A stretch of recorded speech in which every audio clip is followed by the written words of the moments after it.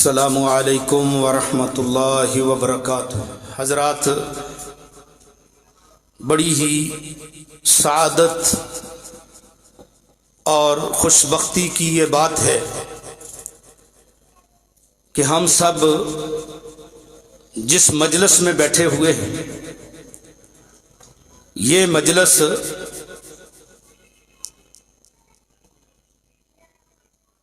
علم کی مجلس ہے، اور اس مجلس میں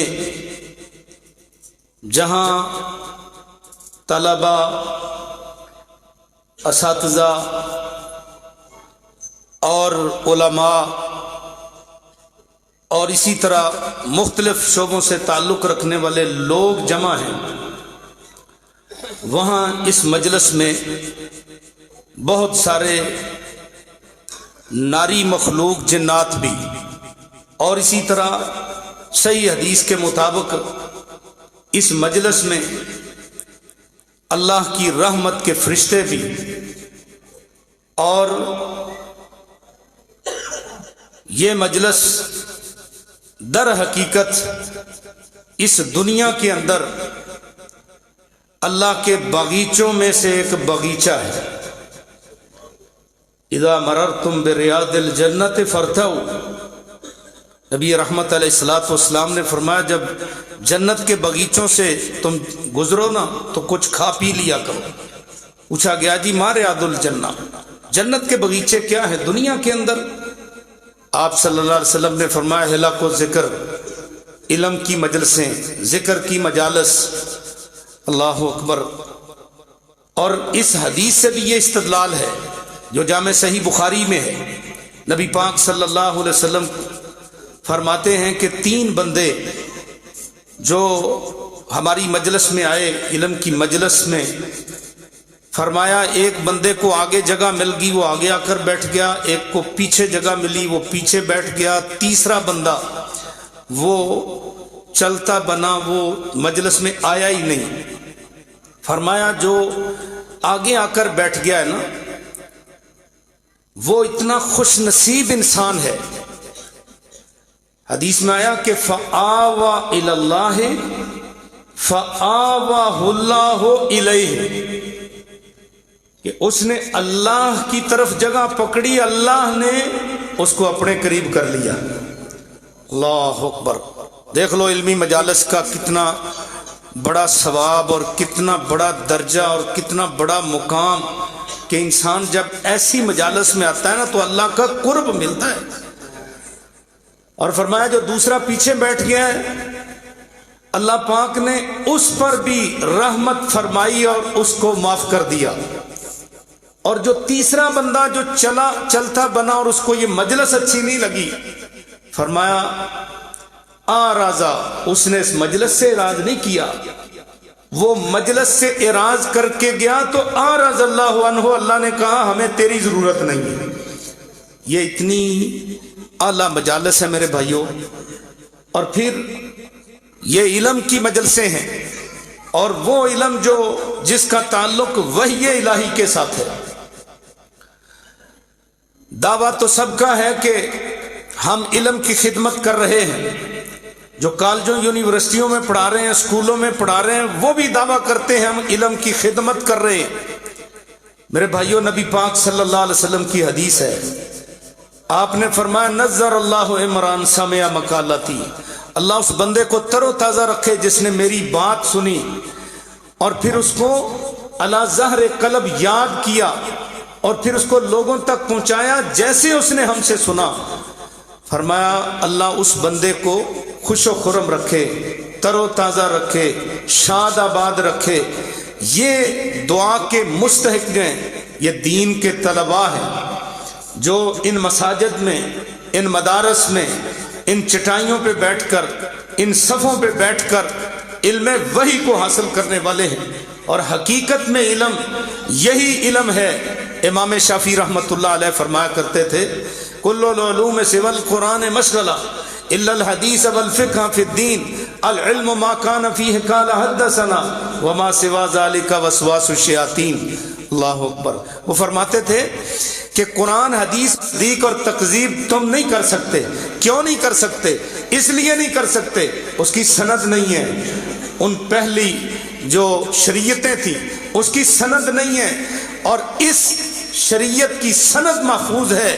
اللہ اکبر. یہ جو ہماری آخری شریعت ہے شریعت محمدیہ، اس کی اللہ کے فضل و کرم سے سند موجود ہے.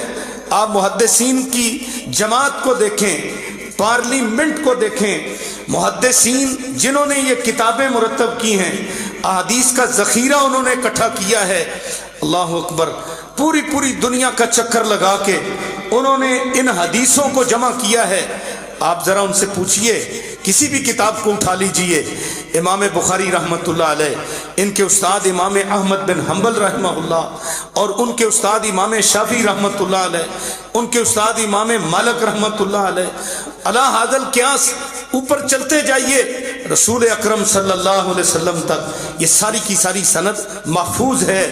اور آج جیسے عزیزم نے سند پڑھی تو انہوں نے سید نذیر حسین دہلوی تک، اور پھر ان سے آگے امام محمد بن یوسف فربری تک جو امام بخاری رحمۃ اللہ علیہ کے شاگرد ہیں، انہوں نے پھر آگے امام بخاری سے، اور امام بخاری سے لے کر رسول اللہ صلی اللہ علیہ وسلم تک 22 واسطے تو وہ ہیں کہ جو صحیح بخاری کے اندر موجود ہیں، کہ امام بخاری رحمہ اللہ سے لے کر رسول اللہ صلی اللہ علیہ وسلم تک صرف 3 واسطے ہیں، 22 ثلاثیات ہیں.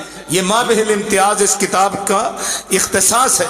تو میرے بھائیوں، یہ سند ہے، اور جو سند جس شریعت کی اس وقت مامون اور محفوظ ہے وہ ہماری شریعت محمدیہ، اس کی سند محفوظ ہے. یہ عزیزم میرے سامنے حدیث پڑھ رہے تھے اپنے اساتذہ سے، شیخ انور بلوچ صاحب، شیخ الحدیث ادارہ حاضہ، ان سے انہوں نے آخر تک سند ملائی. اور ابھی مجھ سے یہ سماع کر کے تو ظاہر بات ہے جیسے انہوں نے شیخ صاحب سے سنا، اس طرح مجھے دین کے ادنا سے طالب علم سے بھی یہ سن رہے ہیں، تو یہ سند متصل ہو گئی. اور میں نے یہ لفظ پڑھا تھا وَبِالسَّنَدِ الْمُتَّصِلِ مِنَّا إِلَىٰ أَمِيرِ الْمُؤْمِنِينَ فِي الْحَدِيثِ، کہ ہماری طرف سے سند متصل کے ساتھ امیر المومنین فی الحدیث امام بخاری تک یہ مکمل واسطے موجود ہیں. مجھ سے لے کر میرے استاد شیخ سلطان محمود محدث جلال پوری رحمہ اللہ تعالی رحمتاً واسعہ، اور اسی طرح میں نے اجازت الروایہ لی ہے پیر بدیع الدین راشدی جو بہت بڑے محدث تھے، جلیل القدر محدث، ان سے بھی اجازت روایہ میں نے لی ہے. تو ان کی سند سے امام بخاری رحمہ اللہ تک میرے جو ہیں یہ 17 واسطے ہیں. اور ظاہر ہے کہ اب جو مجھ سے پڑھیں گے یا سنیں گے، جیسے آپ سماع کر رہے ہیں، آپ کے 18 واسطے ہوں گے.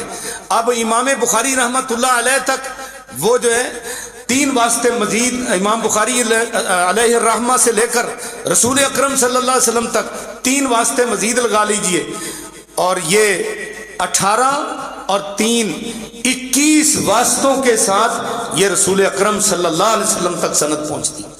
اللہ اکبر. تو میرے بھائیوں، یہ ہے یہ علم جو حقیقی علم ہے، جو ذریعہ وحی ہمیں ملا ہے، رسول اکرم صلی اللہ علیہ وسلم کی یہ میراث ہے جو آپ دنیا میں چھوڑ کر گئے ہیں. آپ فرمایا کرتے تھے کہ نحنو معاشر الانبیاء، ہم انبیاء کا گروہ، لا نورث درہما ولا دینارا، ہم دنیا میں درم و دینار چھوڑ کر نہیں جاتے. انبیاء کی جماعت دنیا میں کیا چھوڑ کر گئی ہے؟ ولیکن ورث العلم، وہ علم کی میراث چھوڑ کر گئی ہے. اور من اخذہ اخذ بحد وافر، جس نے اس علم کو لیا ہے اس نے بہت بڑا نصیبہ دنیا کے اندر حاصل کر لیا. میرے بھائیوں، آپ یہاں مختلف شعبوں سے تعلق رکھنے والے لوگ بیٹھے ہوں گے، کوئی انجینئر ہوں گے، کوئی پروفیسر ہوں گے، کوئی ڈاکٹر ہوں گے، کوئی سائنسدان ہوں گے. کوئی ایک بندہ اٹھ کر اپنے علم کی سند ہمیں پڑھ کر سنا دے. آ جا کے استاد کا پتہ ہوگا یا دادا استاد کا اگر ہو سکتا ہے تو وہ پتہ ہو، وگرنہ کہ یہ پوری سند جو ہے اگر آپ نے سننی ہے تو وہ ان چٹائیوں میں بیٹھنے والے طلباء سے سنیے، جیسے ابھی آپ نے ماشاءاللہ سماعت کی، عزیزم نے سند پڑھی. اللہ اکبر. اور یہ کتاب جو اللہ پاک نے یہ دین ہمیں دیا ہے، ثم اورثنا الکتاب الذین اصطفینا من عبادنا، خوش نصیب لوگوں کو ملتا ہے، ہر کس و ناقص کے لیے یہ دار و رسم نہیں ہے، یہ صرف اللہ کے منتخب بندے جو ہوتے ہیں، الذین اصطفینا من عبادنا، جو ہم نے اپنے بندوں میں سے منتخب کیے، اللہ پاک انہیں یہ نعمت دیتا ہے، یہ نعمت لازوال، یہ اللہ رب العزت انہیں دیتا ہے کہ جن کو اللہ منتخب کرتا ہے۔ اللہ فرماتے ہیں من عبادنا، اپنے بندوں میں سے، اللہ اکبر، یہ اختصاص ہے، من عبادنا، اللہ نے آپ کہا جو ہمارے بندے ہیں، سنیے ذرا، جو ہمارے بندے ہیں ہم ان میں سے انتخاب کر کے یہ نعمت عظمیٰ ان کو عطا کرتے ہیں۔ فَمِنْهُمْ ظَالِمٌ لِنَفْسِهِ وَمِنْهُمْ مُقْتَصِدٌ وَمِنْهُمْ سَابِقٌ بِالْخَيْرَاتِ بِإِذْنِ اللَّهِ ذَلِكَ هُوَ الْفَضْلُ الْكَبِيرُ۔ اللہ اکبر۔ تو جو اللہ پاک جن کو یہ نعمت عطا کر دیتا ہے، یہ اللہ کا بہت بڑا فضل اس بندے پہ ہوتا ہے۔ اور فرمایا کہ اللہ یستفی من الملائکۃ رسلا ومن الناس، اللہ فرشتوں سے بھی ہر ایک سے یہ رسالت کا کام نہیں لیتے، پیغام رسانی کا کام اللہ پاک نے فرشتوں کے سردار جبریل امین سے یہ کام لیا ہے۔ آدم علیہ السلام سے لے کر رسول اکرم صلی اللہ علیہ وسلم تک وحی لانے والے جبریل امین، بہت بڑا ان کا بھی مقام ہے اپنے فرشتوں میں، نورانی فرشتوں کے اندر۔ اور اسی طرح فرمایا ومن الناس، لوگوں میں انبیاء، انبیاء کے بعد اصحاب، ان کے ساتھی، اور صحابہ کرام کے بعد تابعین، تابعین کے بعد تبع تابعین، تبع تابعین کے بعد اتباع و تبع تابعین، پھر ائمہ محدثین، اور یہ سلسلہ انشاءاللہ قیامت تک جاری رہے گا۔ وآخرین منہم لما یلحقوا بہم وہو العزیز الحکیم ذلک فضل اللہ یؤتیہ من یشاء واللہ ذو الفضل العظیم۔ میرے بھائیو، یہ اللہ کا بہت بڑا فضل ہے، جس خوش نصیب کے حصے میں یہ فضل آ جائے۔ اور یہ سند جو ہے یہ اس طرح عبداللہ ابن مبارک رحمت اللہ علیہ وہ فرمایا کرتے تھے کہ الاسناد من امتی، فرمایا کہ اسناد، یہ سند جو ہے یہ نبی پاک صلی اللہ علیہ وسلم کی امت کا خاصہ ہے۔ لولا الاسناد، اگر اسناد نہ ہوتی، لقالا من شاء ما شاء، الاسناد من الدین لولا الاسناد لقال من شاء ما شاء، فرمایا اگر اس دین کی بھی سند نہ ہوتی کہ حدثنا فلاں حدثنا فلاں ان فلاں، تو پھر جس کے منہ میں جو بات آتی وہ دین بن جاتی اور اس کو دین سمجھ لیا جاتا۔ اللہ اکبر۔ میرے بھائیو، یہ سند محفوظ تھی کہ آج ہمارا یہ دین بھی محفوظ ہے۔ بلکہ ابن صلاح انہوں نے تو بہت بڑی بات کہہ دی، وہ فرماتے ہیں الاسناد خصیصۃ فاضلہ من خصائص هذه الامہ، یہ جو سند ہے یہ اس امت کا ما به الامتیاز ہے۔ اور وہ فرماتے ہیں کہ وسنت بالغہ من سنن المؤکدہ، جتنی بھی پختہ سنتیں ہیں ان میں سے ایک سنت یہ سند بھی ہے۔ اور حضرت سفیان ثوری رحمہ اللہ صحیح بخاری کے جلیل القدر راوی ہیں، وہ فرماتے ہیں کہ الاسناد صلاح المؤمن، کہ سند جو ہے یہ مومن کا اسلحہ ہے۔ اور لولا الاسناد، اگر سند نہ ہوتی، اگر کسی کے پاس یہ اسلحہ نہ ہو، اذا لم یکن معہ سلاح فبأی شیء یقاتل، اگر کسی مجاہد کے پاس، کسی فوجی کے پاس اسلحہ نہ ہو تو وہ کس چیز کے ساتھ وہ اپنا دفاع کرے گا اور لڑائی کرے گا؟ اصل یہ سند جو ہے یہ خاصہ ہے۔ اور فرمایا سفیان ابن عیینہ رحمہ اللہ، وہ کہتے ہیں کہ ہم اپنے استاد امام زہری سے، محمد بن مسلم بن شہاب زہری سے ہم حدیثیں لیتے، تو ہمارے استاد جی کا طریقہ کار یہ تھا کہ وہ سند کے اوپر بحث کرتے، اور سند کے اوپر بحث کرتے کبھی 15 منٹ 20 منٹ آدھا گھنٹہ لگ جاتا، اور پھر اس کے بعد متن حدیث سمجھاتے۔ تو ہم نے کہا استاد جی آپ ہمیں متن حدیث ہی پڑھا دیا کریں، سند پر اتنی آپ محنت کرتے ہیں۔ انہوں نے کیا خوبصورت جواب دیا، سن لو علماء طلباء، انہوں نے کیا خوبصورت جواب دیا۔ انہوں نے فرمایا اتر قصت ہاں بغیر سلم، کہ تم چھت پر بغیر سیڑھی کے چڑھو گے؟ اور یار 10 فٹ یا 12 فٹ کی چھت پر بغیر سیڑھی کے جایا نہیں جا سکتا، تو سند کے بغیر متن تک کیسے پہنچا جاتا ہے؟ اللہ اکبر۔ اس لیے سند بہت ضروری ہے میرے بھائیوں۔ بلکہ ابن سیرین، جو محمد ابن سیرین تعبیر و رؤیا کے بہت بڑے ماہر جلیل القدر تابعی ہیں، وہ فرماتے ہیں کہ ان ھذا العلم دین، یہ جو قرآن و سنت کا علم ہے نا، یہ دین ہے۔ اور فرمایا فانظر امن تاخذون دینکم، ذرا انہیں تو دیکھ لیا کرو، ان رجال کی طرف تو غور کر لیا کرو جن کی طرف سے تمہیں دین پہنچا ہے۔ آیا وہ سکا ہے بھی کہ نہیں؟ آج نیٹ کا دور ہے، انٹرنیٹ کا دور ہے، آج گوگل کا دور ہے، آج یعنی مختلف ذرائع ابلاغ کا دور ہے، تو آپ دیکھتے نہیں ہیں کہ جس بندے کے منہ میں جو بات آتی ہے وہ نیٹ کے اوپر نشر کر کے آگے لکھ دیتا ہے الحدیث۔ بھائی کیسے مان لیں اس کی بات کو جتنی دیر تک اس کی سند ہمارے پاس نہ ہو، اس کا حوالہ نہ ہو، ہم کیسے مان لیں کہ یہ دین ہے؟ فرماتے ہیں ابن سیرین رحمہ اللہ، جن سے تم اپنا دین لیتے ہو ذرا دیکھ تو لو کہ وہ کس کیٹیگری کے لوگ ہیں، وہ کون ہیں، کیونکہ یہ جو ہے نا دین کا معاملہ ہے۔ اللہ اکبر، یہ بڑا محتاط معاملہ ہے۔ اور اسی طرح امام اوزاعی رحمہ اللہ وہ فرمایا کرتے تھے ما ذهب العلم الا بذهاب الاسناد، علم اس وقت دنیا سے اٹھے گا جب سند اٹھ جائے گی۔ اللہ اکبر، جب سند اٹھ جائے گی تو علم دین دنیا سے اٹھ جائے گا۔ تو میرے بھائیوں یہ سند کی بہت بڑی اہمیت ہے، اور اس سند کے ذریعے جو علم ہمیں پہنچا ہے وہ علم دین ہے۔ اور میں تو کہا کرتا ہوں، نوٹ دیا کرتا ہوں اپنے بیانات میں، ایک علم مدارس میں پڑھایا جاتا ہے جس کی باقاعدہ سند موجود ہے، اور ایک علم اسکولوں کالجوں میں پڑھایا جاتا ہے، وہ بھی سمجھتے ہیں علم ہے، لیکن اس میں اور اس میں بڑا فرق ہے، اور وہ بنیادی فرق دو چیزوں میں ہے، ذرا وہ آپ غور سے سنیں۔ یہاں جو پڑھنے والے ہیں یہ روحانی اولاد ہے، جو یہاں پڑھنے والے ہیں یہ روحانی اولاد ہے، اور جو پڑھانے والے ہیں یہ روحانی باپ ہیں، یہ مربی ہیں، یہ محسن ہیں، یہ روحانی والد ہیں۔ کیوں؟ یہ نبی کی میراث ان تک منتقل کر رہے ہیں۔ اور رسول اکرم صلی اللہ علیہ وسلم نے فرمایا تھا انما بعثت معلما، اللہ پاک نے مجھے استاد بنا کر بھیجا ہے، اور نبی پاک کی میراث یہ لوگ ان طلباء کے اندر یہ منتقل کر رہے ہیں۔ اور ادھر ایک والد اور ایک اولاد کا رشتہ ہے، اور جبکہ کالجوں میں یونیورسٹیوں میں آپ ذرا غور کریں، ادھر کیا ہے؟ ادھر پڑھانے والا نوکر ہے، ملازم، کوئی کتنے گریڈ کا ملازم ہے، کوئی کتنے گریڈ کا ملازم، سنتے ہو آپ؟ وہ پڑھانے والا نوکر ہے اور پڑھنے والے مالک ہیں۔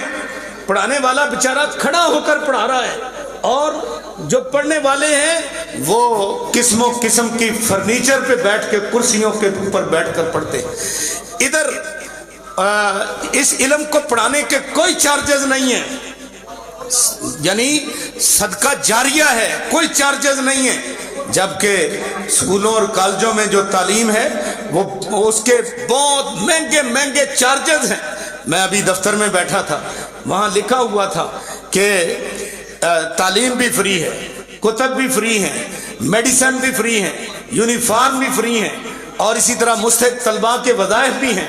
اللہ اکبر، میرے بھائیوں کیا آیا یہ چیز ان اداروں میں ہے؟ اگر نہیں تو نمایاں فرق ہے، نمایاں فرق ہے۔ پھر یہ سنیے کہ ادھر کتاب، ادھر جو علم ہے یہ صدری زیادہ ہے، اور ادھر کتابی علم زیادہ ہے، تو یہ فرق ہے بنیادی۔ تو میرے بھائیوں یہ ہے اصل علم، جو قرآن اور حدیث کا علم، جو ان مدارس میں ان چٹائیوں کے اوپر بغیر کسی فرنیچر کے، بغیر کسی سہولیات کے، بغیر کسی فیسیلیٹیز کے جو یہاں علم دیا جا رہا ہے الحمدللہ۔ اور یہ علم پھر اس کی سند بھی جاری ہوتی ہے، ادھر سند نہیں ہے، ادھر باقاعدہ سند ہے۔ آئیے ذرا امام بخاری رحمت اللہ علیہ محدثین کی اس لڑی کے ایک موتی ہیں جنہوں نے اس صحیح بخاری کو جمع کیا ہے، 16 سال کی محنت شاقہ کے بعد اس کتاب کو انہوں نے جمع کیا ہے۔ اللہ پاک نے بہت زیادہ خوبیاں ان میں رکھی ہوئی تھیں۔ امام بخاری رحمت اللہ علیہ یہ ان کو والدہ نے اللہ کے دین کے لیے وقف کیا ہوا تھا۔ ویسے بھی جو چیز وقف ہو جاتی ہے اس کا اللہ کے ہاں مقام ہی بہت زیادہ ہوتا ہے۔ آپ دیکھیں ذرا کہ آپ کے گرد و نواح میں بہت سارے کوٹھیاں، بنگلے اور بہت ساری مارکیٹیں، پلازے ہوں گے، لیکن یہ جو جگہ وقف ہے، یہ 15 مرلے ہے، 20 مرلے ہے، کنال ہے، یہ جو جگہ ہے، میں کہتا ہوں سارے چیچا وطنی کی مارکیٹیں، پلازے، بنگلے، کوٹھیاں، باغات، زرعی زمینیں سب مل جائیں تو جو اس جگہ کا مقام ہے اس کو نہیں پہنچ سکتے۔ یہ اتنی اعلیٰ جگہ ہے۔ اللہ اکبر، یہاں دین پڑھایا جاتا ہے، اور جو دین کے لیے وقف ہو جاتا ہے، مسجد کے لیے، دین کے لیے اور مدرسے کے لیے، اللہ بڑی ان کو جو ہے نا عنایات کرتے ہیں۔ اللہ اکبر۔ امام بخاری رحمہ اللہ نے اپنے والدہ سے جو ہے نا دعائیں لیں، اور والدہ نے کیا کہا تھا کہ اللہ میرے اس بیٹے کی جو نگاہ بیٹھ گئی ہے، اس کو نگاہ تو دے دے، تیرے دین کے لیے میں وقف کر دوں گی۔ اللہ اکبر۔ اللہ نے کتنا کام لیا ہے، کتنا کام لیا ہے، اور اتنا بڑا کام لیا ہے کہ امام بخاری رحمت اللہ علیہ، ان کے بارے میں کہا جاتا ہے کہ ہوا آیۃ من آیات اللہ تمشی علی ظہر الارض، یہ اللہ کی نشانیوں میں سے ایک نشانی تھے جو اللہ کی زمین کی پشت پہ چلتے تھے۔ اللہ اکبر۔ اور کام کتنا بڑا لیا۔ امام بخاری رحمت اللہ علیہ خود فرماتے ہیں کہ یہ صحیح بخاری لکھ کر نا جعلتہ حجۃ بینی و بین اللہ، کہ کل قیامت والے دن اللہ کے سامنے حاضری ہوئی تو میں تو کہوں گا یا اللہ میں یہ صحیح بخاری، یہ میں اپنی کتاب جو ہے نا لکھ کر آ گیا تھا۔ اللہ اکبر۔ اور دیکھ لو صدقہ جاریہ کہ کتنی ہزاروں دنیا اس کتاب کو پڑھتے اور پڑھاتے ہیں، اور یہ سارا ثواب جو ہے یہ امام بخاری رحمت اللہ علیہ کو منتقل ہو رہا ہے، اور قیامت تک انشاءاللہ ہوتا رہے گا۔ اللہ پاک نے اس کتاب کو اتنی مقبولیت عطا کی کہ خود امام بخاری رحمت اللہ کے سامنے شرف تلمذ طے کرنے والے جو طلبہ ہیں 90,000 شاگرد ہیں۔ اللہ اکبر۔ اور امام بخاری رحمہ اللہ نے جو علم حاصل کیا ہے، ہماری طرح نہیں کہ 2 4 10 اساتذہ سے پڑھ کر کہا کہ ہم عالم بن گئے، ان کے 1080 اساتذہ ہیں، ان سے انہوں نے کسب فیض کیا ہے۔ اور امام بخاری رحمۃ اللہ علیہ نے اس کتاب کو اکٹھا کرنے اور جمع کرنے میں جس احتیاط سے کام لیا ہے وہ بھی اپنی جگہ ایک پورا داستان ہے۔ امام بخاری رحمۃ اللہ علیہ حلال مال انہوں نے استعمال کیا ہے۔ حلال مال کی ویسے ہی بڑی برکت ہے۔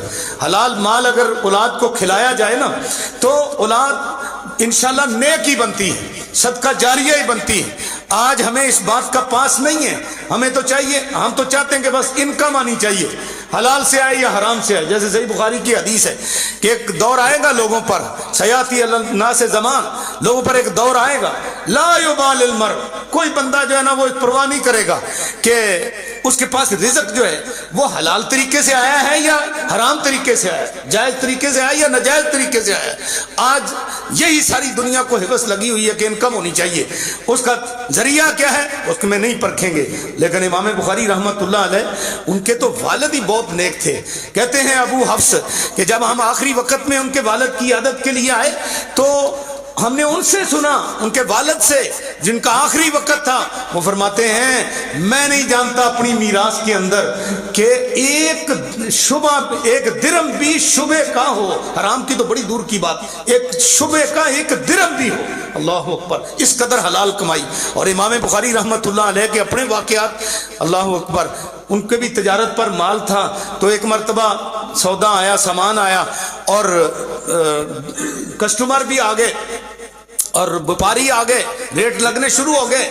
بالآخر شام پڑ گئی، کہنے لگے صبح فیصلہ کریں گے، اور 500 درم تک وہ تقریباً ریٹ اس کا لگا، تو فرماتے ہیں صبح فیصلہ کریں گے۔ اور رات انہوں نے تہیہ کر لیا کہ جنہوں نے اتنا ہی ریٹ لگایا نا ان کو یہ سامان دینا ہے۔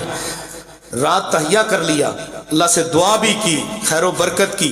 اب صبح جب وہ ہوئی نا تو سارے وپاری آئے اور ریٹ چڑھ کے جو ہے نا 1000 درہم تک پہنچ گیا۔ تو امام بخاری رحمہ اللہ فرماتے ہیں بھیا میں نے تو رات جو ہے نا بیچ دیا یہ سامان، یہ رات سامان بیچ دیا ہے۔ کس کو بیچا ہے؟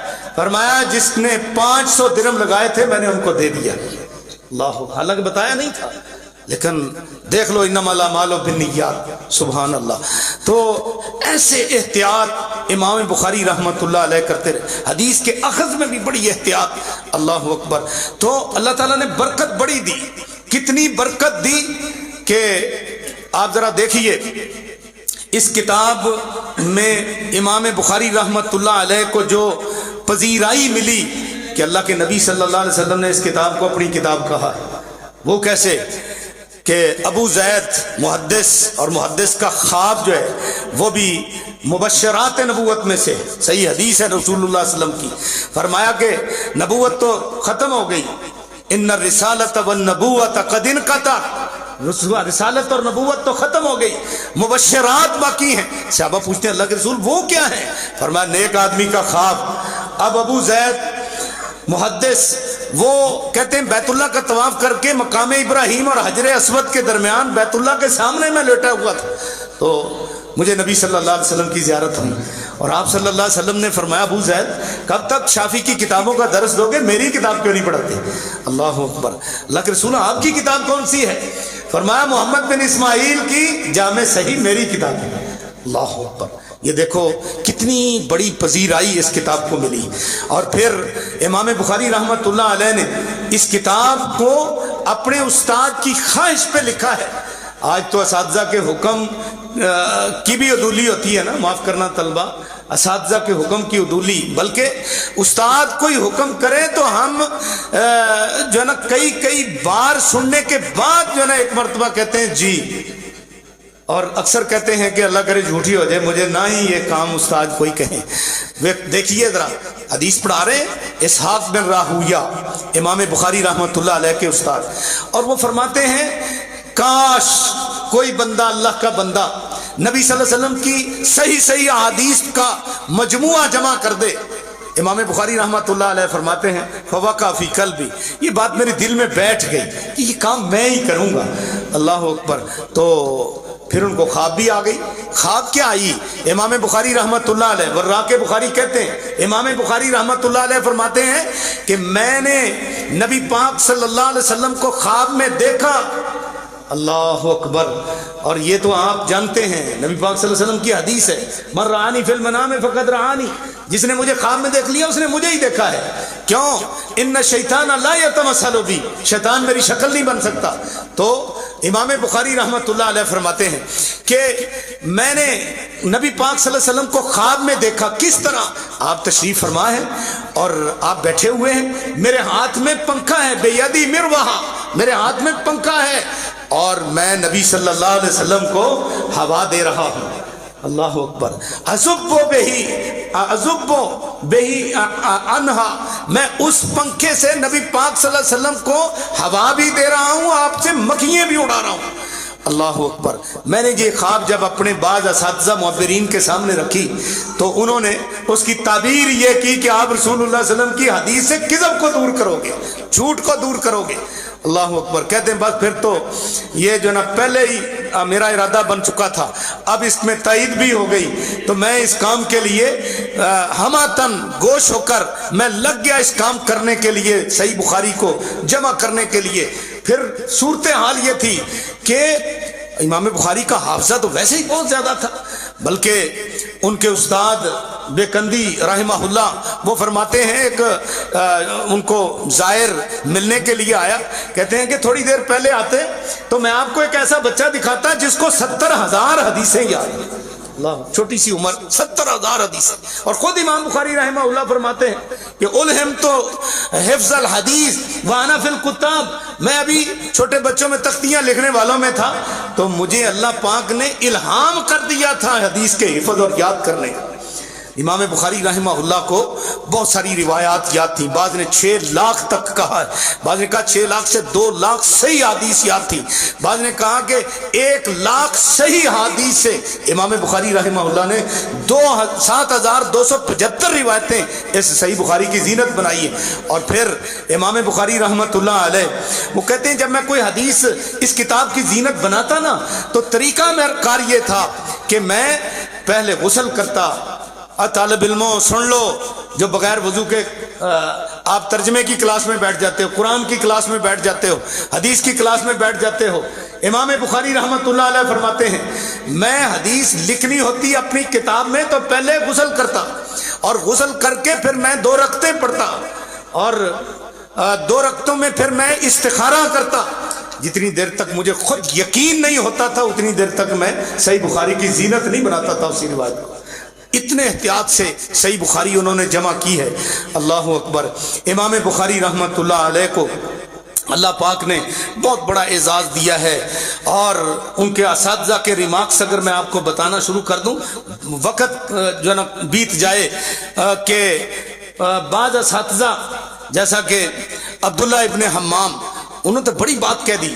وہ کہتے ہیں اے کاش میرے بس میں یہ ہوتا، میں اپنی عمر سے محمد بن اسماعیل کو، باقی عمر میں محمد بن اسماعیل کو دے دیتا۔ لو قدرتو ان اعجیز من عمری، اگر میرے اختیار میں ہوتا، قدرت میں ہوتا، تو میں اپنی عمر باقی جو ہے وہ محمد بن اسماعیل کو دے دیتا۔ کیوں دے دیتا؟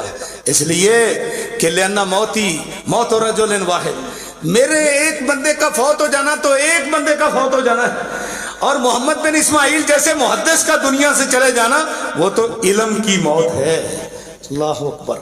اور بعض نے یہ کہا کہ امام بخاری رحمۃ اللہ علیہ سے متاثر ہوتے ہوئے وہ فرماتے ہیں کاش میں امام بخاری رحمۃ اللہ علیہ کے جسم کا ایک بال ہوتا، اور جب امام بخاری قیامت والے دن جنت میں جاتے تو میں بھی ساتھ ہی جاتا۔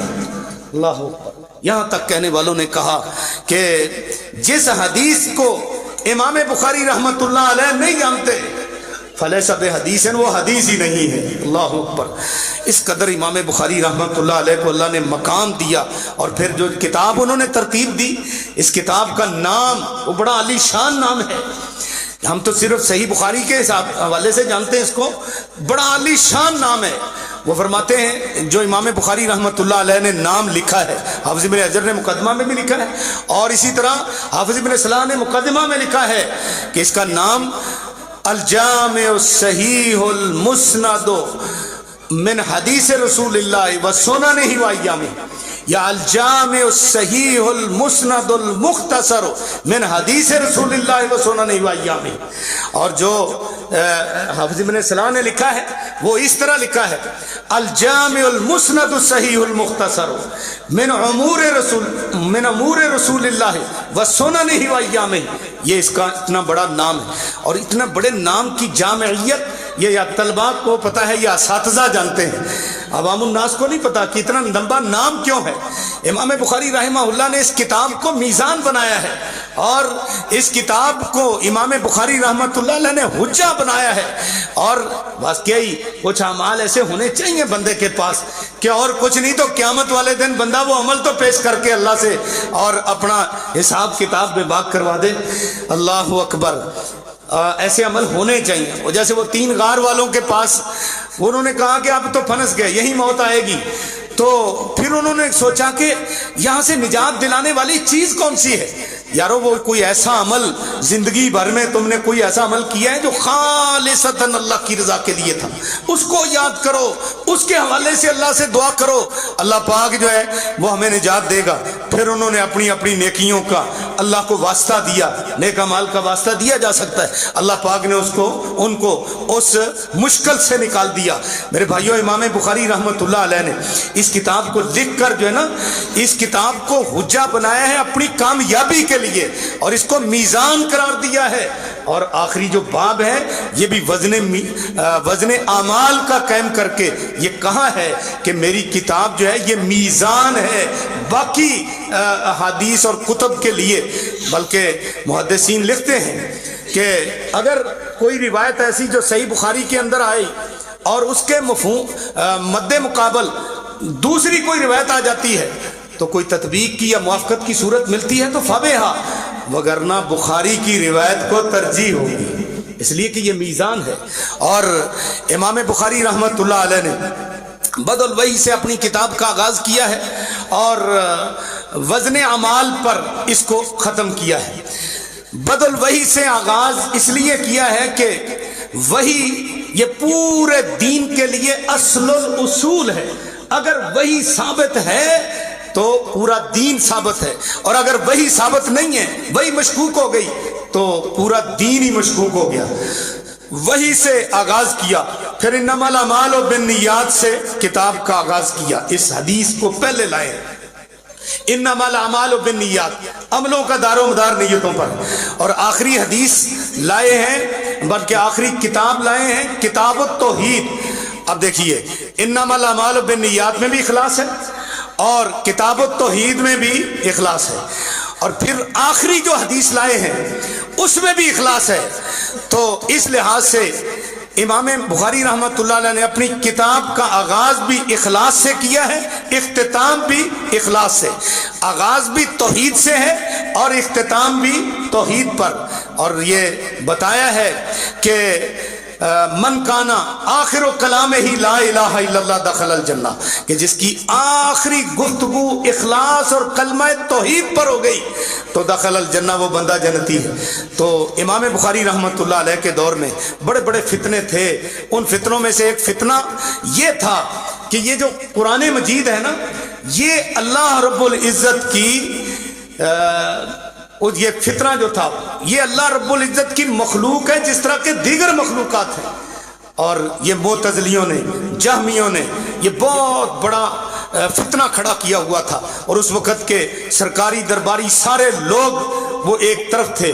اکیلے امام بخاری رحمت اللہ علیہ کے استاد امام احمد بن حنبل وہ ایک طرف کھڑے تھے، استقامت کے پہاڑ.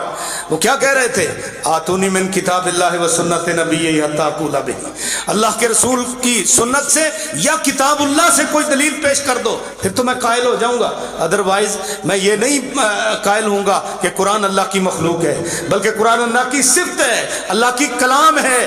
اللہ اکبر. اور اس مسئلہ کو ثابت کرنے کے لیے 14 ابواب کتاب التوحید میں امام بخاری رحمت اللہ علیہ نے ذکر کیے. اور پھر یہ ہے کہ امام بخاری رحمہ اللہ کے دور کا ایک فتنہ کہ اعمال کا بھی بلا وزن ہوگا. اعمال تو اعراض ہیں جن کا کوئی وجود نہیں ہے اور جو دکھائی نہیں دیتے، اور اعراض کا وزن ہی نہیں ہو سکتا. وزن ہوتا ہے کسی مری ہوئی چیز کا، دیکھی جانے والی چیز کا، وہ عمل تو نظر ہی نہیں آتے. اللہ اکبر. جب ہم قرآن پڑھتے ہیں وہاں سے بھی ہمیں یہی رہنمائی ملتی ہے کہ عملوں کا بھی وزن ہوگا، اور حدیث پڑھتے ہیں پھر بھی ہمیں رہنمائی ملتی ہے کہ اعمال کا وزن ہوگا. قرآن پاک میں اللہ نے 20 آیات کے اندر اس مسئلے کو رکھا ہے. پہلی آیت یوم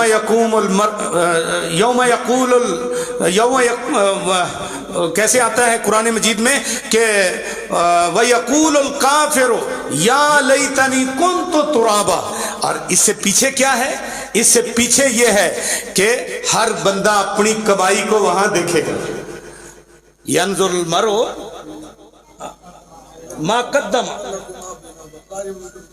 ہاں جی بالکل فرمایا کہ ہر بندہ جو ہے نا یوم ینظر المرء ما قدمت یدا، کہ جو آگے بھیجا ہے نا اس کو دیکھے گا. اللہ اکبر. تو دیکھنا کس چیز کا ہوتا ہے؟ جس کا وجود ہو وہی دیکھی جاتی ہے نا. اس کا مطلب یہ ہے کہ وہ دیکھے گا. اور اسی طرح قرآن مجید میں اللہ رب العزت نے فرمایا کہ من یعمل مثقال ذرۃ خیرا یرا، کہ جو بندہ ایک ذرہ برابر بھی خیر اور نیکی کا کام کرے گا تو وہ دیکھے گا اس کو وہاں. وَمَن يَعْمَلْ مِثْقَالَ ذَرَّةٍ شَرًّا يَرَهُ، اور جو ایک ذرہ برابر بھی کوئی برائی کرے گا تو وہ وہاں نظر آئے گی اس کو. اور اسی طرح اللہ نے فرمایا وَوَجَدُوا مَا عَمِلُوا حَاضِرًا وَلَا يَظْلِمُ رَبُّكَ أَحَدًا. فرمایا کہ اس دن جتنے بھی لوگوں نے عمل کیے ہوں گے وہ وہاں اللہ کے پاس ان کو موجود پائیں گے، حاضر پائیں گے. وَوَجَدُوا مَا عَمِلُوا حَاضِرًا. تو جو چیز نظر آ رہی ہوتی ہے اس کا وزن ہوتا ہے. تو اس لیے اعمال کو اللہ رب العزت وجود دیں گے باقاعدہ. بلکہ مصنف ابن ابی شیبہ کی ایک روایت ہے کہ ایک دین کا خادم، اللہ پاک ہمیں ان سے بنا لے، دین کا خادم آئے گا اور وہ دیکھے گا کچھ تو اعمال اس کے اپنے کیے ہوئے ہیں نا، وہ تو نظر آ ہی رہے ہوں گے، لیکن کچھ اعمال ایسے ہیں کہ وہ بادلوں کی گھٹائیوں کی طرح، جس طرح بادل جو نا اس کی گھٹائیں چڑھتی ہیں اور پہاڑوں کی طرح اعمال. تو وہ بندہ پوچھے گا یا اللہ یہ میرے کون سے عمل ہیں؟ अल्लाह रब्बुल इज़्ज़त फरमाएंगे तूने 10 बंदों को पढ़ाया था ना, और 10 ने 100 को पढ़ाया था ना, 100 ने 1000 को पढ़ाया था ना, 1000 ने आगे 10,000 को पढ़ाया था ना, 10,000 ने आगे लाख को पढ़ाया था ना, लाख ने आगे 10 लाख को पढ़ाया था ना, 10 लाख ने आगे, अल्लाह अकबर। ये क़यामत तक सिलसिला जारी रहा। तो जितना अल्लाह पाक ने आखिरी बंदे तक उनको सवाब दिया, सारा तेरे खाते में भी लिखा गया। अल्लाह अकबर। ये है मेरे भाइयों सदका जारिया, ये है सदका जारिया। हदीस पाक में आता है बंदा जब दुनिया से जाता है ना तो नामा अमाल उसका बंद हो जाता है। इनक़ता अन्हु अमलुहु इल्ला मिन सलास। 3 चीजें जो है वो पीछे से उसको सवाब मिलता ही रहता है। और वो 3 चीजें कौन सी हैं मेरे भाइयों? एक वलदुन सालिहुन यदुला, नेक औलाद जो इंसान के लिए दुआएं करती रहे, और दूसरा इल्मुन युंतफा बे, इल्म जिसके साथ लोगों को फायदा पहुंचता रहे, और तीसरी चीज क्या है? फरमाया कि औ सदक़तुन जारिया, या सदका जारिया, किसी भी हवाले से दुनिया में कर गया। तो मेरे भाइयों ये है वो असल इंसान के जो है ना आमाल, जिनका पीछे से इंसान को सवाब मिलता रहता है। तो इस लिहाज से ये सदका जारिया, ये इल्म का सदका जारिया इमाम बुखारी रहमतुल्लाह अलैह ने भी छोड़ा है, तलबा के लिए छोड़ा है। अल्लाह अकबर। और ये नज़उल बाब कौलिल्लाहि तआला व नज़उल मवाज़ीनल क़िस्त लियौमिल क़ियामा, ये आयत भी वज़न अमाल के बारे में इमाम बुखारी रहमतुल्लाह अलैह। और मुहद्दिसीन जानते हैं माशाल्लाह, शयूखुल हदीस मेरे दाएं बाएं बैठे हुए हैं, और तलबा भी इस बात को जानते हैं कि इमाम बुखारी रहमतुल्लाह अलैह देखते हैं कुरान मजीद में अगर एक मसले के लिए 20 आयतें हैं तो उनमें से जो सबसे ज्यादा जू माना और जामे आयत होती है उसको तर्जुमातुल बाब में लाते हैं मसले को बयान करने के लिए। फरमाया नज़उल मवाज़ीनल क़िस्त लियौमिल क़ियामा, हम क़यामत वाले दिन इंसाफ के तराजू रखेंगे, लगाएंगे, तराजू लगेंगे। अल्लाह अकबर। क़यामत वाले दिन तराजू लगेंगे। ये अल-आम खुस्स अन्हुल बाज़, तालिब इल्म जानते हैं कि 2 किस्म के गिरोह हैं, उनके लिए फला नुकीमु लहुम यौमल क़ियामत वज़ना, उनके लिए वजन नहीं लगेंगे, उनके लिए तराजू नहीं लगेंगे। वो कौन से होंगे? एक वो जो बगैर हिसाब किताब की उनकी नेकियां इस कदर ज्यादा होंगी, अल्लाहुम्मा जअलना मिनहुम, कि वो बगैर हिसाब किताब के जन्नत में चला जाए, चले, उनके लिए तराजू नहीं लगेगा। और एक वो होंगे कि जिनकी बुराइयां ही बुराइयां होंगी, उनके लिए भी तराजू नहीं लगेगा, वो बगैर हिसाब किताब के जहन्नम में जाएंगे, अल्लाह याज़म बिल्लाह। और इसी तरह कुछ ऐसे होंगे जिनकी नेकियां भी होंगी, बुराइयां भी होंगी, तो तराजू लगेंगे, इंसाफ के तराजू लगेंगे। और फिर क्या है? फला तुज़लमु नफ्सुन शैअ, फरमाया किसी नफ्स पर जुल्म नहीं किया जाएगा, मामूली सा भी। वइन काना मिस्काल हब्बतिन मिन खर्दलिन अतैना बिहा वकफा बिना हासिबीन। फरमाया कि अगर एक राई बराबर, जर्रा बराबर भी कोई अमल हुआ ना तो अतैना बिहा, हम उसको भी ले आएंगे, वकफा बिना हासिबीन, हम हिसाब लेने के एतबार से काफी। ये आयत सूरत अंबिया की यहाँ इमाम बुखारी रहमतुल्लाह अलैह ने नकल की है, और ये जामे आयत है वज़न अमाल के बारे में। और फिर उसके बाद इमाम बुखारी रहमतुल्लाह अलैह ये फरमाते हैं कि अन्ना आमाल बनी आदम व कौलहुम यूज़न, बनु आदम के आमाल भी तोले जाएंगे और उनके अकवाल भी तोले जाएंगे। आमाल और अकवाल, भाई हाथों का काम पकड़ना है, कानों का काम सुनना है, नाक का काम सूंघना है, और इसी तरह पाँव का काम चलना है, आंखों का काम देखना है, ये सारे आमाल ही हैं आज़ा के। तो अलग से वक़ौलहुम यूज़न, उनके जो है ना कौल भी तोले जाएंगे, वो भी तो ज़बान का अमल है। लेकिन ये ज़बान जो है ना बाकी आज़ा में, अल्लाह अकबर, इस हैसियत से ये बड़ी है कि जब जामे तिरमिज़ी की रिवायत है कि सुबह होती है ना तो सारे आज़ा वो इसके सामने यूं दस्त बस्ता होकर खड़े होते हैं, माफियां मांग रहे होते हैं और कहते तेनू रब दा वास्ता, तुझे रब का वास्ता, हमारे बारे में सीधी रहना। अल्लाह अकबर। हाथ भी कहते हैं, पाँव भी कहते हैं, और दीगर आज़ा भी कहते हैं कि तू हमारे बारे में सीधी रहना। आप जानते हो ना कि हरकत जबान करती है और खमियाजा हाथों, पाँव और जिस्म बाकी को भुगतना पड़ता है। तो इस लिहाज से फरमाया जिर्मोहु सगीर व जुर्मोहु कबीर, यह है छोटी सी लेकिन इसके पाप बड़े बड़े हैं। और हदीस में आता है सबसे ज्यादा जहन्नम में जो लोग जाएंगे वो जुबानों की कटी हुई खेतियों की वजह से जाएंगे।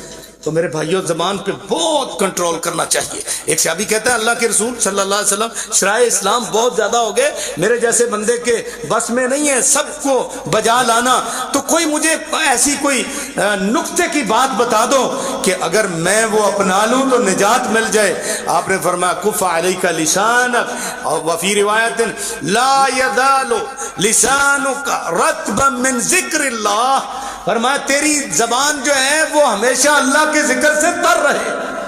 تو یہ زبان روکو, اس کے اوپر اللہ کا ذکر جاری کرو.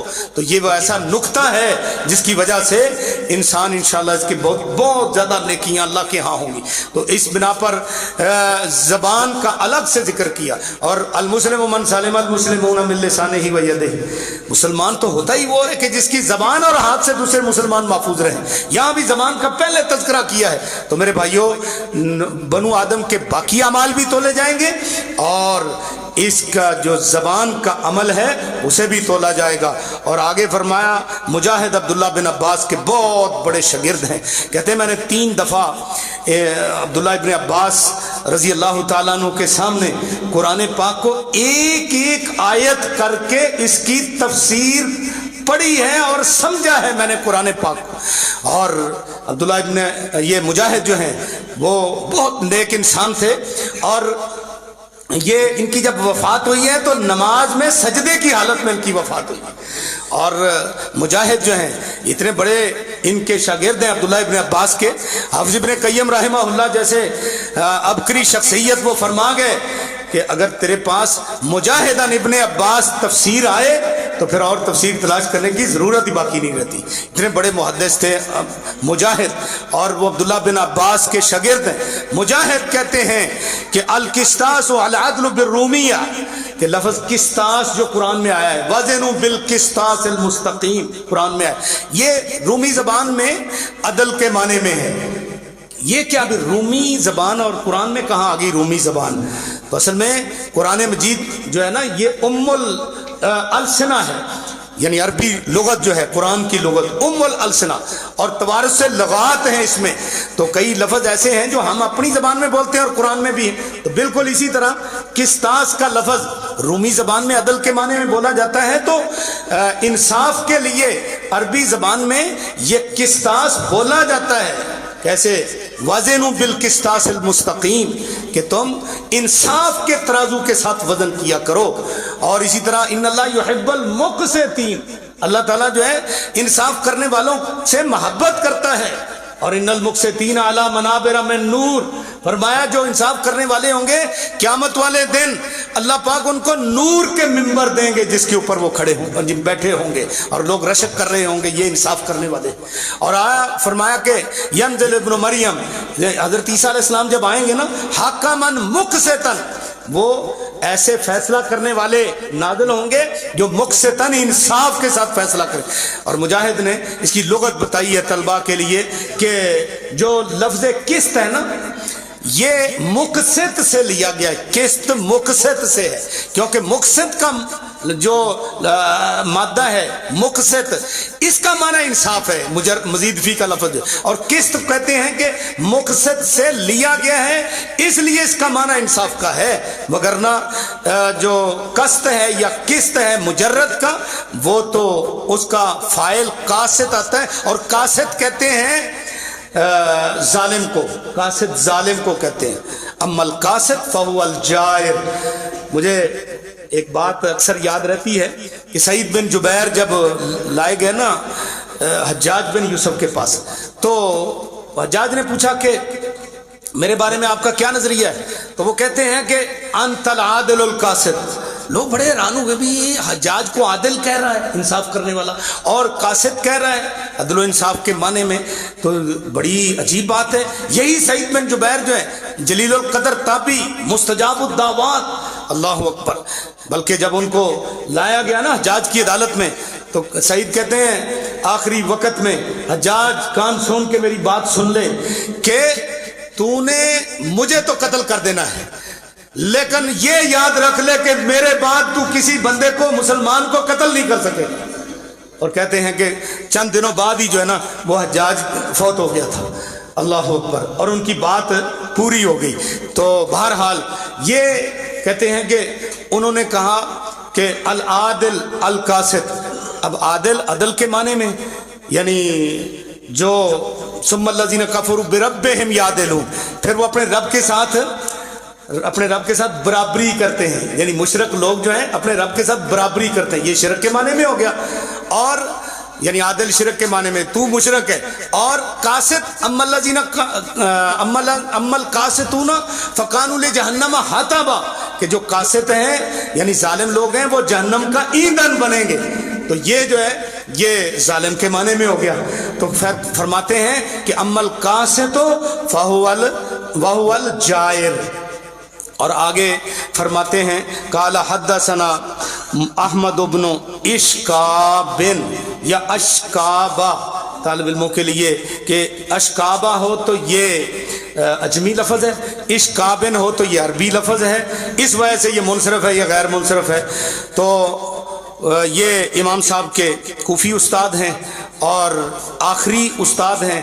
پہلے استاد حمیدی ہیں کیونکہ وہ مکی استاد ہیں، اور ان سے 2 مرتبہ امام بخاری رحمۃ اللہ علیہ نے صحیح بخاری کا سماع کیا ہے. ایک مرتبہ کوفہ میں اور ایک مرتبہ مدینے میں. اس لیے یہ روایت لائے ہیں آخر میں کہ پہلے استاد وہ مکی ہے کہ دین مکے سے شروع ہوا ہے اور مدینے میں اختتام پذیر ہوا ہے.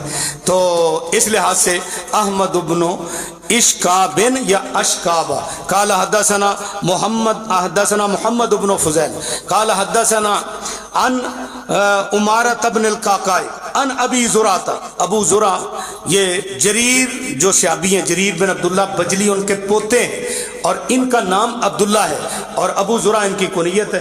ابو ہریرہ کے یہ شاگرد ہیں. ابو ہریرہ رضی اللہ تعالیٰ عنہ. ابو ہریرہ اب تو المیت کے طور پر استعمال ہوتا ہے شاید اسی لیے ابو ہریرہ تا پڑھتے ہیں، ویسے ابو ہریرہ تن، اور نام ان کا کیا ہے؟ عبد الرحمن بن سخر. تو یہ ان کا نام ہے اور بہت بڑے محدث تھے صحابہ کے اندر ابو ہریرہ رضی اللہ تعالیٰ عنہ. بڑی شان ہے ان کی. ابو ہریرہ رضی اللہ تعالیٰ عنہ بیان فرماتے ہیں رسول اکرم صلی اللہ علیہ وسلم نے فرمایا کہ 2 کلمے ہیں جو زبان پہ بڑے ہلکے ہیں، اللہ کو رحمان کو بڑے محبوب ہیں. سبحان اللہ. 2 کلمے ہیں رحمان کو بڑے محبوب ہیں اور یہ زبان پہ بڑے ہلکے ہیں، میزان میں بڑے وزنی ہیں. یہ ہے محل استشہاد نزع الموازین القسط. بھئی قیامت والے دن اعمال کا وزن ہوگا. کلمے یہ عمل ہے زبان کا اور ان کو بھی ترازو میں تولا جائے گا اور یہ وزنی ہیں. کتنے وزنی ہیں؟ اللہ اکبر. ان کے وزن کے بارے میں وہ حدیث آپ کے سامنے ہونی چاہیے کہ حضرت جویریہ رضی اللہ تعالیٰ عنہ امہات المومنین وہ گھر میں بیٹھی ذکر کر رہی تھی. نبی پاک صلی اللہ علیہ وسلم فجر کی نماز پڑھ کے گھر تشریف لائے اور آپ وہاں سے چکر لگا کے باہر چلے گئے تو پھر آئے، کافی دن چڑھے، ابھی بیٹھی وہ ذکر کر رہی تھی. تو نبی صلی اللہ علیہ وسلم نے فرمایا ابھی تک بیٹھی ذکر کر رہی ہو تو تمہارا جو صبح سے لے کر اب تک کا ذکر ہے ترازو لگا لیا جائے، ایک طرف اس ذکر کو رکھا جائے اور ایک طرف میرے صرف 4 کلمے جو میں یہاں سے جانے کے بعد کہے ہیں ان کو ایک پلڑے میں رکھ دیا جائے تو فرمایا ان کا وزن کہیں زیادہ ہو جائے. اور وہ کلمے کیا ہیں؟ سبحان اللہ و بحمدہ عدد خلقہ و رضا نفسہ و زنۃ عرشہ و مداد کلماتہ. سبحان اللہ و بحمدہ، اللہ اکبر. سبحان اللہ و بحمدہ ہی جو ہے یہ تو نصف ترازو کو بھر دیتا ہے اور الحمدللہ جو ہے تملا المیزان یہ سارا ہی ترازو بھر دیتا ہے. اور آپ صلی اللہ علیہ وسلم نے فرمایا یہ کلمات جو ہیں یہ اتنے محبوب کلمات ہیں، اللہ خالق کائنات نے ان کلمات کو فرشتوں کے لیے پسند کیا ہے اور یہ اتنے محبوب کلمات ہیں سبحان اللہ و بحمدہ. بلکہ آپ صلی اللہ علیہ وسلم نے فرمایا لَأَنْ أَقُولَ سبحان اللہ والحمد للہ ولا الہ الا اللہ واللہ اکبر. فرمایا یہ میں کلمات کہوں تو مجھے یہ اتنے پسند ہیں یہ کلمات کہ احب الیہ مما طلعت علیہ الشمس، کہ جتنی چیزوں پر سورج طلوع ہوتا ہے تو ان ساری چیزوں سے زیادہ محبوب مجھے یہ کلمات ہیں. सुबहान अल्लाह वल्हम्दुलिल्लाह वला इलाहा इल्लल्लाह अल्लाहु अकबर। एक दिन आपने अबू ज़र रज़ी अल्लाह तआला अन्हु को फरमाया, अबू ज़र अला अख़बिरुका बिहब्बिल कलाम इलल्लाह, जो अल्लाह को सबसे ज्यादा महबूब कलाम है वो मैं बताऊं ना आपको? जी बताइए। फरमाया इन्ना हब्बल कलाम इलल्लाह सुबहान अल्लाह व बिहम्दिही, अल्लाह को सबसे ज्यादा महबूब कलाम जो है ना सुबहान अल्लाह व बिहम्दिही है। और नबी सल्लल्लाहु अलैहि वसल्लम से पूछा गया, बल्कि साइल भी अबू ज़र हैं, वो पूछते हैं अल्लाह के रसूल अय्युल कलाम अफजल? फरमाया मस्तफ़ल्लाहु लिमलाइकतिही व लिइबादिही, अल्लाह को वो कलाम ज्यादा महबूब है जो अल्लाह ने फरिश्तों के लिए और अपने बंदों के लिए मुंतखब किए, चुनी है। वो कौन सी कलाम है? सुबहान अल्लाह व बिहम्दिही, ये कलाम है। और नबी सल्लल्लाहु अलैहि वसल्लम ने फरमाया कि जो बंदा सुबह और शाम को सुबहान अल्लाह व बिहम्दिही 100 मरतबा कह ले, लम याति अहदुन यौमल क़ियामत बिअफ़ज़ल मिम्मा जाअ बिही, फरमाया जितना वजीफा ये ऊंचा लाएगा ना, कोई भी ऐसा वजीफा ऊंचा नहीं लाएगा इल्ला के उससे कोई ज्यादा पढ़े, 100 मरतबा से ज्यादा पढ़े। बल्कि एक हदीस में आता है कि जो बंदा सुबह 100 मरतबा पढ़ ले, शाम को 100 मरतबा इन कलिमात को पढ़ ले, तो उसकी समंदर के झाग जितने भी गुनाह हो अल्लाह सारे ही माफ कर देता है। ये है मेरे भाइयों कलिमात की फजीलत। इन कलिमात को हमें भी वजीफा बनाना चाहिए। सुबह शाम के अज़कार में ये 100 मरतबा पढ़ने की, 10 मरतबा की भी रिवायत आई, 100 मरतबा की भी। और फिर इसमें आखिर में तलबा के लिए सिर्फ 2 बातें मैं जिक्र करना चाहता हूँ। एक ये कि ये जो है ना जो यानी आखिरी हदीस है, ये है अत्तखलिया तो कब्ल तहलिया, कि किसी भी चीज को मुज़य्यन करना हो ना और खूबसूरत बनाना हो तो उसका पहले तखलिया किया जाता है। मैं इसकी मिसाल ये दिया करता हूँ कि एक बंदा किसी डॉक्टर के पास जाता है ना, उसका कहीं जख्म खराब हो गया है, तो जो क्वालिफाइड डॉक्टर है ना वो क्या करेगा, वो पहले जो फासिद मादा है वो ज़ाइल करेगा, खून और पीप उसको निकाल के, गोश्त भी गला सड़ा जो है उसको भी काट देगा, और फिर उसके ऊपर सिपरेट लगाएगा या पायोडीन लगाएगा, फिर उसके बाद मरहम करेगा, तो अब उसको शिफा मिलेगी। तो जो कोई अताई डॉक्टर होगा, कंपाउंडर, वो क्या करेगा, वो कहेगा हो जिस्म खराब करके आप मेरे पास आ गए हो, वो जल्दी जल्दी ऊपर जो है ना मरहम लगा देगा। तो पहले तखलिया करना जरूरी है, फिर ही सही मानों में तहलिया होगा। इन कलिमात के अंदर तखलिया है पहले, फिर तहलिया है। वो कैसे? सुबहान अल्लाह ये कलमा तंज़ीह है, इसका मतलब अल्लाह हर किस्म के शिरक, ऐब, नक़्स से पाक है, और फिर व बिहम्दिही हर किस्म के कमाल अल्लाह को ही लायक है। ये है तहलिया। तो हमारे अकीदे में भी ये बात है कि मैं यकफुर बित्तागूत व यौमिन बिल्लाह, जो तागूत का इनकार करता है और एक अल्लाह पर ईमान लाता है, फ़क़द इस्तमसक बिल उर्वतिल वुस्का, उसने ऐसा मजबूत कड़ा थाम लिया है, लन फिसाम लहा, जन्नत में जाने तक इंशाअल्लाह नहीं टूटेगा।